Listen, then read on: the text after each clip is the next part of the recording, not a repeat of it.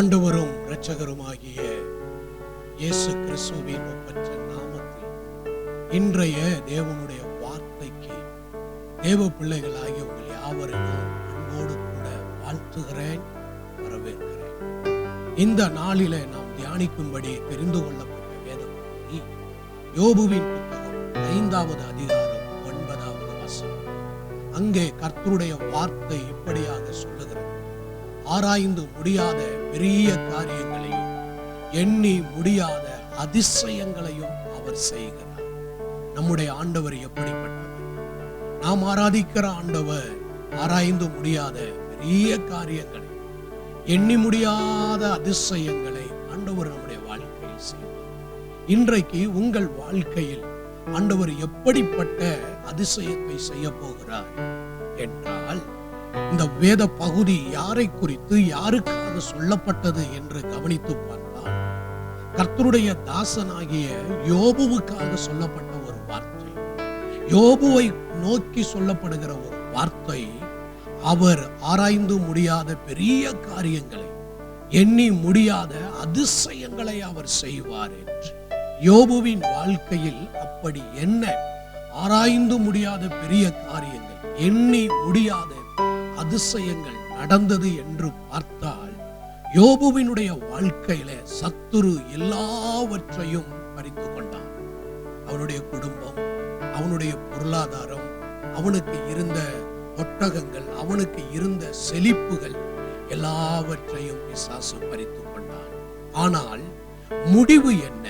அவன் உபத்திரவப்பட்டான், நெருக்கப்பட்டான், துயரப்பட்டான், இழப்பை சந்தித்தான், உண்மைத்தான். ஆனால் யோபுவினுடைய வாழ்க்கையின் முடிவு என்ன? அன்றைய வார்த்தை சொல்லுகிறது, அவன் இழந்து போன அத்தனையையும் திரும்ப பெற்றுக்கொண்டான். பார்த்தீங்களா? கவனிச்சிங்களா? அங்க அன்றைய வார்த்தை, அவன் இழந்து போன அத்தனையையும் திரும்ப பெற்றுக்கொண்டான். அதாவது சத்துரு அவனுடைய வாழ்க்கையில் பறித்து கொண்ட அத்தனை காரியத்தையும் ஆண்டவர் அவனுக்கு திரும்ப கொடுத்தார். இந்த வருடம் கர்த்தர் நமக்கு வாக்கு பண்ணி இருக்கிறார் அல்லவா? உன்னோடு கூட இருக்கிற ஜனங்கள் எல்லாரும் கர்த்தருடைய செய்கையை காண்பார்கள். அது எப்படிப்பட்டது? சத்துரு யோபுவின் வாழ்க்கையில் பறித்து கொண்ட அத்தனையையும் பார்த்த ஜனங்கள், யோபுவுக்கு ஏற்பட்ட கொடிய துக்கத்தை பார்த்த ஜனங்கள், யோபுவுக்கு ஏற்பட்ட வேதனையை மகா பெரிய துக்கம் என்று அவனுடைய நண்பர்கள் சொன்னார்கள். இத்தனையும் பார்த்த ஜனங்களுடைய கண்கள் காண, சத்துரு பறித்து கொண்ட அத்தனை காரியத்தையும் ஆண்டவர் அவனுக்கு திரும்ப கொடுத்தார். கர்த்தர் எப்படிப்பட்ட காரியத்தை செய்வார்? சத்துரு நம்முடைய வாழ்க்கையில் இருந்து எதையெல்லாம் பறித்து கொண்டானோ, உங்கள் குடும்பத்தை பறித்து கொண்டானா, உங்களுடைய பிள்ளைகளை பறித்து கொண்டானா, உங்களுடைய தொழிலை பறித்து கொண்டானா, கர்த்தரிடத்திலிருந்து நீங்கள் பெற்றுக்கொண்ட ஊழியங்களை சத்துருவானவன் பறித்து கொண்டானா, சத்துருவினுடைய தாக்குதல்களினால் நீங்கள் இன்றைக்கு எல்லாவற்றையும் இழந்து சத்துருவினால் பறிக்கப்பட்ட நிலையில வெறுமையாய் நின்று கொண்டிருக்கிறீர்களா?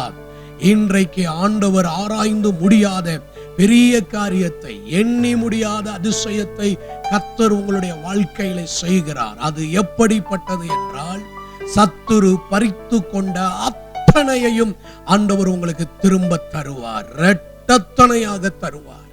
கர்த்தருடைய செய்கை இரட்டத்தனையான ஆசீர்வாதத்தை நம்மேல் வைப்பார்.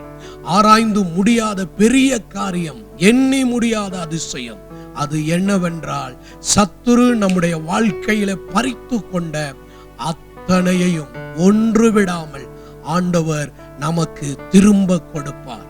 உங்கள் நம்பிக்கையை, உங்க விசுவாசத்தை விட்டுவிடாதிருங்கள். கர்த்தரை பற்றி கொள்ளுங்கள். கர்த்தருடைய கரம் வெளிப்படுகிறதை உங்கள் வாழ்க்கையிலே நீங்கள் பார்ப்பீர்கள். அன்பின் நல்ல ஆண்டவரே, இந்த நல்ல வேலைக்காய் ஸ்தோத்திரம். சத்துரு எங்கள் வாழ்க்கையில் எதையெல்லாம் பறித்து கொண்டானோ அத்தனையையும் திரும்ப நீர் எங்கள் வாழ்க்கையில தந்து எங்களை ஆசீர்வதிப்பதற்காக உமக்கு ஸ்தோத்திரம். இயேசுவின் நாமத்தில் பிதாவே, ஆமென்.